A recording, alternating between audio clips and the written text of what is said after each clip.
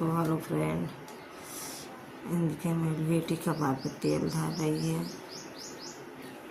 क्योंकि कल चले गए थे ना गाजीपुर गए हुए थे। इतना घाम लग गया फ्रेंड, रास्ता जाम चल रहा था, घाम लग गया था कि रात भर कपार दुखाया, अब तक दुखा रहा था।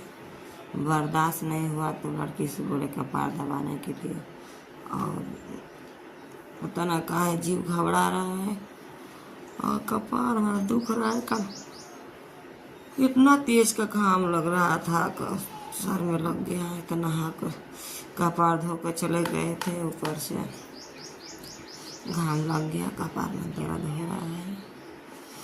क्या बताएं, बर्दाश्त नहीं हो रहा है और जीव भी घबरा रहा है।